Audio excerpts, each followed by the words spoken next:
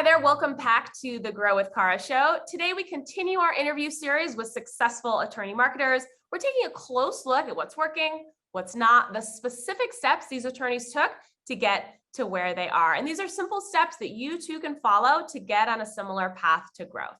Okay, let's get right to it. Today, our special guest is attorney Nima Edemadian. Nima is a founding partner of the Moet Law Group, a personal injury firm serving Southern California. They've recovered millions of dollars for their clients. Welcome, Nima. Thanks so much for being here. Of course, thank you. Thank you for having me. Yeah, it's a pleasure. It's a pleasure. So Nima, to help our audience learn a little bit more about you, a little bit more about our firm, let's just start. Tell us a little bit about how and when you started the Moet Law Group. Yeah, that's a great question. We started Moet Law Group technically in 2018. I didn't bring on my first personal injury client until 2019. Originally, we were focused on criminal defense. And that's another kind of tidbit or advice for like new attorneys. We had to pay the bills and keep the lights on. So that flat fee service-based kind of industry, which criminal defense was able to facilitate for us, helped us get to this point. But, I didn't bring on my first PI client till 2019, March of 2019, actually. So a little over 3 years. So tell us a little bit about that. How and why did you really kind of make that transition? Why did you decide to focus on injury cases? There's no real short answer to it. I think me and my partner have always wanted to get into personal injury.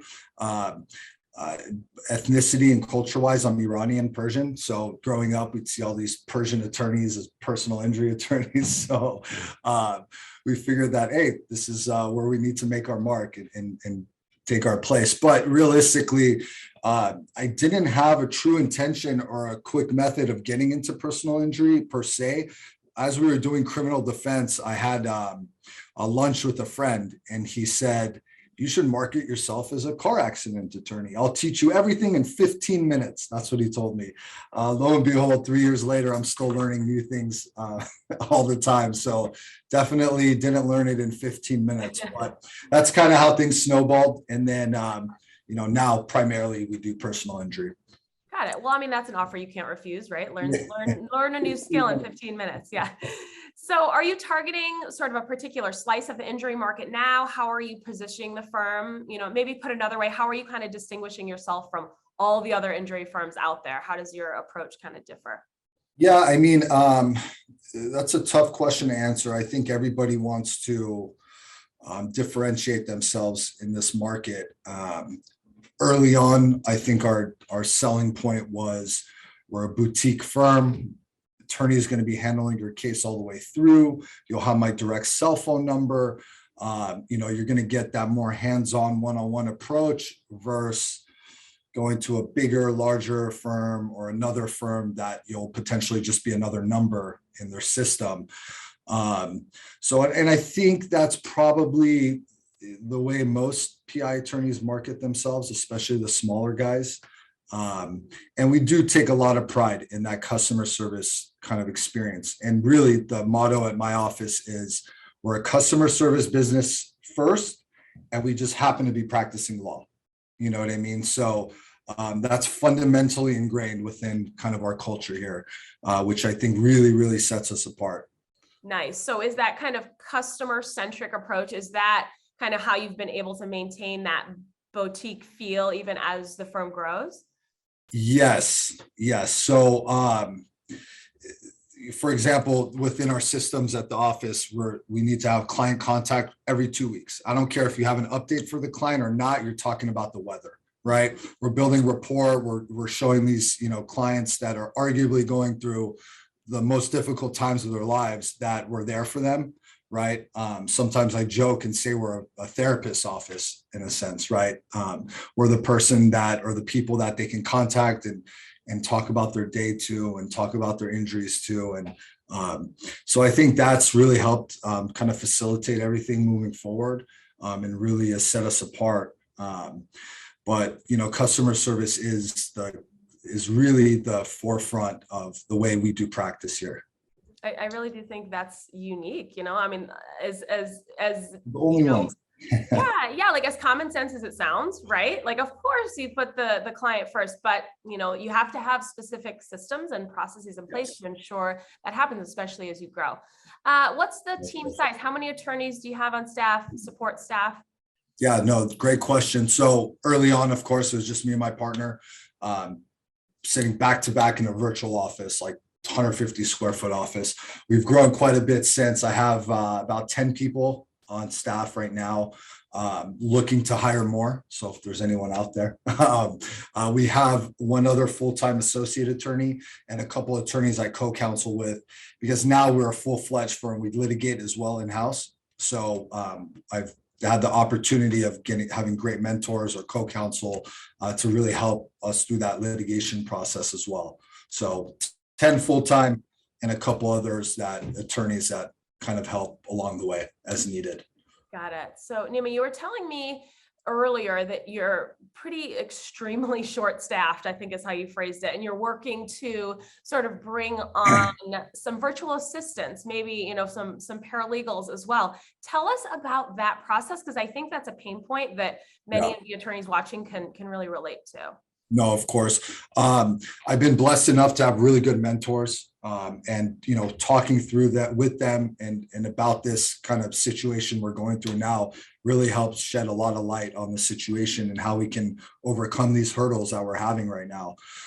Biggest thing is, I think staffing across the board for most people is difficult right now, from my dry cleaner all the way up to my dentist office, right? So everyone's having this issue. We're having this issue, as you mentioned. So I'm really exploring opportunities with virtual assistants, legal assistants, paralegals that can really come in and take that, that weight off our shoulders in a sense, without having us to grow the office space and create more overhead for ourselves. Now, the biggest hurdle and the thing that I'm struggling with is, how do you manage these people, right? And I'm in the process of creating a system or systems to be able to manage them remotely, be able to still be on top of their work product, make sure that we're still doing the things that are necessary. Ideally, and in the perfect world, I would love to have everybody in the office so I can have oversight over everything. Partially, it's because I'm a stickler and I don't want to let go. And that's another big thing I've learned the past few years is delegation, super important. But yeah, we're exploring all those opportunities, all those options. I think it's things have evolved. COVID has really changed the landscape. Obviously in a bad way and in a good way, right? We're able to do depositions remotely now. We're able to, most firms would never think of hiring remotely or hiring remotely. So, it's really opened our eyes to all the opportunities and we're excited for it. But once again, assuming that we can create a good system throughout this process to make sure things don't end up in a bad way. Right, because it could go that way pretty quickly, right? Yes. So I don't know how far along you are kind of in the process of recruiting VAs or paralegals, but so can you speak on, are you using a platform to find these virtual assistants? Are you posting job listings? Kind of get into the details a little bit there. Yeah, no, that's a good question. There's two trains of thought and schools of thought with this, at least for me. I can hire remotely within California or the US, or I can even go overseas, right? If I do decide to go overseas and work with different providers, and there are many out there, literally you can just Google it, it would be for more administrative type tasks, such as requesting medical records, opening up claims, probably nothing that's going to be more client facing in a sense. But it does open that door. I can now hire all over California versus right now we're in Orange County, Irvine. I'm not stuck to this area, right? So I'm exploring both options. We really need to just figure out where our specific needs are right now, and then who can facilitate it, whether it needs to be somebody, local, in the US, California based, or even overseas. So we're still in that exploration process, if that makes Sure. sense. Yeah, and those are both important, important things to weigh. Tell us a little bit about your revenue growth, either, from the beginning or in the last few years. Give us a sense of growth. That's a really good question as well. And it's funny because early on when you had asked, I went back and looked at all our numbers just to confirm, because we've had, I would consider, pretty rapid growth.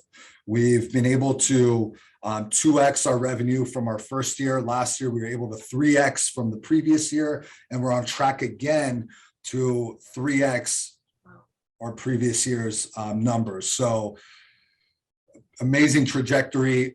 Without having numbers, obviously you wouldn't be able to know these things. So I think that's really important as well. You have to be data driven in today's world. But yeah, so we're on track to do that, which is exciting. Well, what's fueling that growth? I mean, I want to get into some of the marketing, but what would you say? You're right there. Yeah. But how are most of your new clients finding you? Tell us about what's really fueling that impressive growth. The secret sauce. Well, as everybody knows, in personal injury, you have to build a pipeline, right? So your first year is tough. I would say the first year and a half to 2 years are tough. We're still going through a lot of the growing pains, but the biggest and best thing that I ever did was finding good mentorship early on, right? And nothing beats going out into the field and shaking hands and hugging babies per se, right? Building those relationships and networking. That's what helped us early on. We're able to bring on a lot of cases through our personal network, referrals from other attorneys, medical providers that we networked with. And as that continued to grow and blossom, and as we resolve cases, and as I mentioned before, we're customer service based, now it's come to the point where even in our short 3 years of practice, we're bringing on, minimum 5 to 10 cases, just previous client referrals, right? And that's not by accident, right? We've created systems around that as well, such as thank you cards, birthday cards, email blasts. So the data that comes in and these clients that do come into your database, it's a shame to just let it, once the case is resolved, you never communicate with that person again, right? And I always tell our clients that I want us and me to be the first person you think of anything legal related. Yeah. Right. Aside from the cases we're bringing on, I'm referring out like, minimum 10 cases a month, whether it's to workers' comp, employment attorneys, family law attorneys, wills and trusts attorneys. So now it's come to a point where a client's, trying to put together a will, they're calling me, right? They're going through a divorce, they're calling me, right? So, and that's exactly what I wanted to do it, the way I wanted to do it. And it was created like that by design, realistically. So a lot of client referrals coming in now. We still take attorney referrals, a lot less than in the past, because I'm a little bit more choosy and picky with the cases we bring on board, which is another thing. Early on, we took on a lot of cases. We had a lot of volume, which allowed us to see a lot of different scenarios and gain a lot of experience fast, and also allowed us to build that, kind of database of previous clients who are now referring to us, which is amazing. So those are some of the big things we've done throughout the years and early on.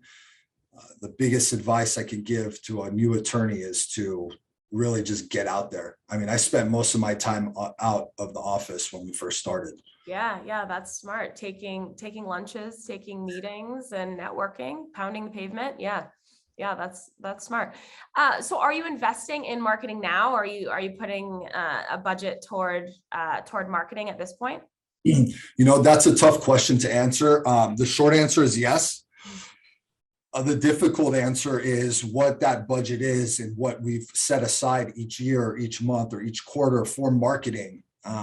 Throughout the years, we've done, and we've invested in various marketing campaigns and various marketing companies. And probably any attorney will attest to this. We've gotten kind of the short end of the stick on most occasions, right? That hasn't deterred us from continuing to try, which I think is really important as well. And I think some things work better for others than they do for others, right?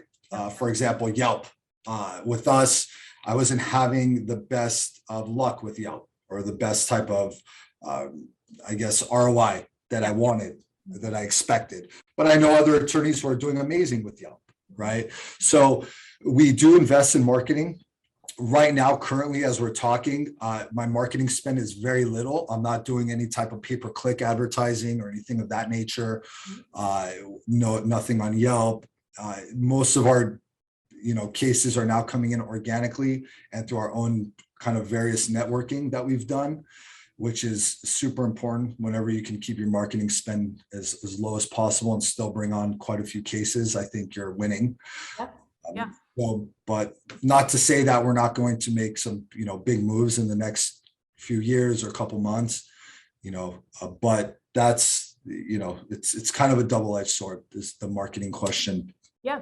Do you have any sort of marketing channels in mind that you are considering experimenting with? Have you tried PPC in the past?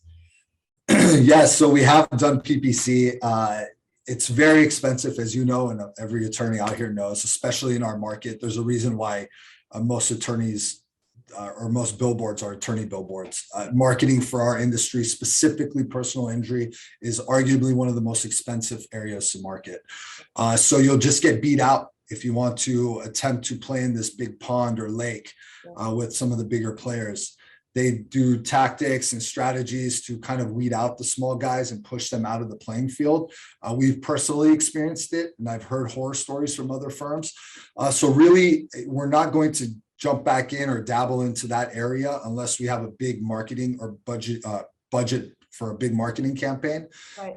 I think strategically, our approach, and this would make sense for any attorney, is really focusing on your direct area, right? Your direct community. And that's done wonders for us.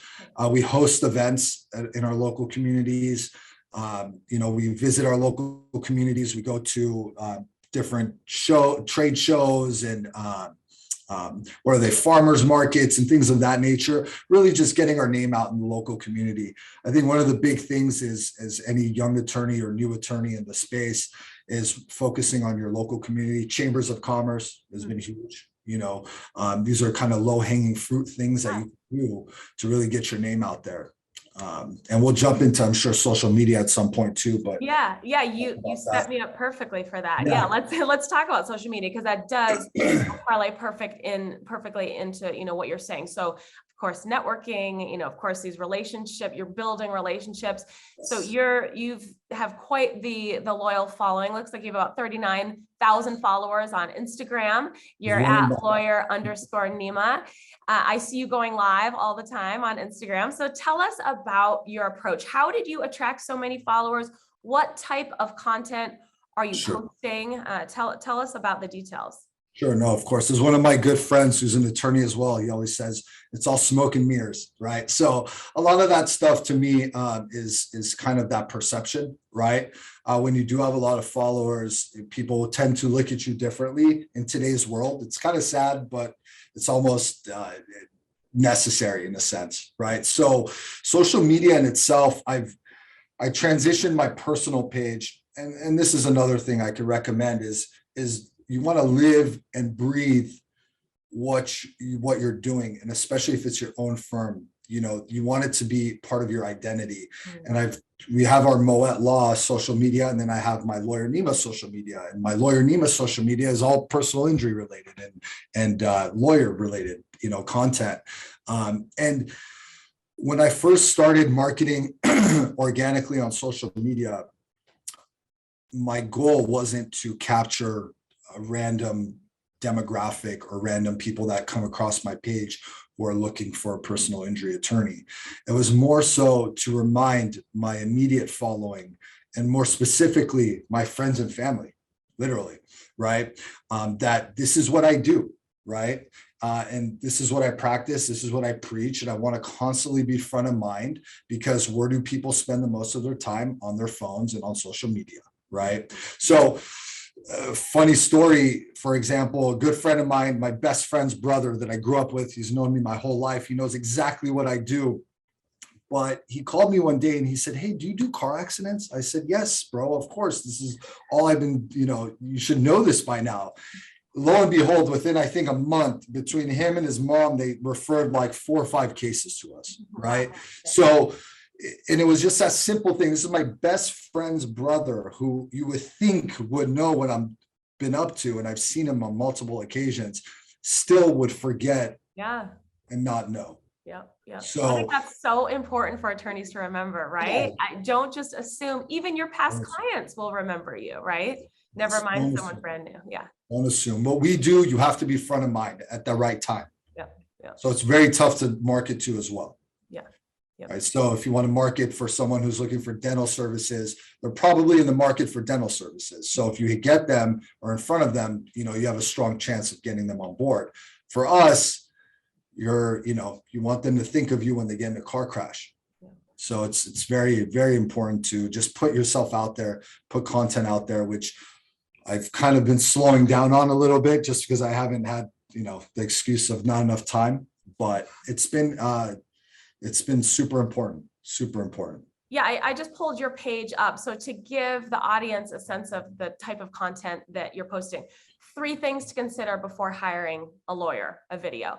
What is considered good auto insurance coverage? Field sobriety tests explained, right? I mean, these are great topics that people will be interested in, even if they don't need an attorney right at this moment, right? So tell us about how you generate these ideas. How do you consider kind of what to shoot a video on? What's some of your most popular content? Yeah, no, that's a great question. Realistically, I'm a firm believer and you don't have to reinvent the wheel. So a lot of times when it comes to these topics, I'll think of what is kind of a general question that someone's going to have. Something that's layman terms, very easy to understand and digest. And that's where I would kind of quickly come up with a topic. Or I would look at other attorneys' pages and see what topics they're talking about. I think you interviewed Naiman Pishnamaz. He's a good friend of mine. I grew up with him. He does a wonderful job at this. I don't know how he finds the time to do it, but he does a great job. A lot of times, things that are popular in the news, like the Johnny Depp trial and things like that, if you can get in front of it, Dave Chappelle just got attacked on stage, Chris Rock got slapped. These things, if you can get in front of it the moment it happens and start putting that stuff out there and hashtagging it, then you're going to get a lot of traffic and a ton of eyes on it. So, arguably, if you have the time and the energy, and realistically, it doesn't have to be anything polished. All my videos are done on, my iPhone, and I just edit them very quickly. The transitions, if you look closely, are all messed up, and I think a lot of people get caught into the fact of like, it needs to be perfect. I'm a lawyer, people are expecting perfection. And it really doesn't have to be that way. You just got to get it out there. And it's still work, but I think it's well worth it. Yeah, in fact, I agree. It's not even, that doesn't have to be perfect. It's actually more authentic and more genuine if it isn't, right? If those ums and ahs are in there and you're really finding your own voice and building that trust, right? Absolutely. Yeah, you do that so well. So how long did it take to get to where you are on social media? How long have you been posting, and about how much time would you say you dedicate maybe per week to social media? That's tough. So obviously social media I've had since the beginning of social media. I think it was one of those things, but as time progressed, I've polished it and taken pictures down and, just really polished my Instagram, for example, and TikTok and whatnot to, be more aligned with what I'm doing. So I think that process has probably been the past year or so. And I actually went to a seminar, and there was a gentleman, I think it's Law by Mike, he's very popular on social media, and he was speaking, and I had an opportunity to chat with him. And a lot of the things I'm sharing are literally verbatim of what came out of his mouth, which was just get stuff out there. Doesn't need to be polished. Just make sure you get it done. Make sure you're consistent with it, which is something I've been lacking on, the consistency. So one thing that he told me, which I think is very important, is if you're going to do it, create a system behind it and a process. right? Like Naiman does a great job at this. I think he records one day a week or, once a month, you're recording a bunch of videos and then you progressively post them, right? If you have enough videos for a month, 4 videos, just post once a week. If you have enough content to post twice a week, then post twice a week, but don't fall off of doing that, because that's when the algorithm starts to dislike that, and you don't get as many views, and it doesn't get on the, the certain sites and pages that you want to get those eyeballs. So consistency is the biggest thing. And really just, if you want to get really into the nitty gritty, if you want to sit down and really just at the beginning of this process, really put together kind of what your plan and game plan with all this is. Do you want your personal page to be a branch of what you do? Some people don't, right? They want to keep it personal. They want to keep it just for friends and family and post pictures when they go fishing or whatnot, right? So I made that decision early on that, this is it. I love what I do. This is my life, and I want to do it for the next however many years. And my name and reputation is so important. I'm all in, right? So I think, having the right mindset before you get into that, stage of things is really important as well. Yeah. So would you say social media is a sort of meaningful contributor to lead flow? Are you generating clients directly through social media? Is it more of a referral based approach? Tell us about that. Yeah. So as far as referrals, once again, the majority of my referrals have come from social media, have come from friends and family, and even acquaintances I've met, that we now follow one another. Very rarely, but it does happen. I've had instances where a random person will reach out. At least a couple times a week, random people do reach out with questions, and I try to spend time and answer their questions to the best I can, because once again, they always respond back appreciating the time that I took, and I'll probably be front of mind the next time something happens, right? So very important in that regard. I forgot what the second part of your question was, but I wanted to answer it as well. I was just curious if, you were kind of receiving direct leads through social media, and kind of who are you targeting to? I guess that's kind of the second part of it is, are you, kind of speaking directly to prospective clients? Are you speaking more toward, other fellow attorneys who could become, referral sources? Sure. No, and you brought up the point that I wanted to mention as well. Another thing to think about with social media that most probably don't or are not aware of is nowadays your real estate and is online, right? So let's assume somebody finds you organically and goes to your website. Well, they're also going to look on social media. They're going to Google you, right? So the more times they can see you on different channels, right? And once again, everything's aligning towards the same kind of, end goal of signing that client up. Now they're looking at your reviews on Yelp. They're looking at your website. They can see your Google My Business. Oh my God, you're on TikTok as well. And you're on your Instagram and Facebook. Well, now they've seen you like 5 to 6 times, right? So you're building that,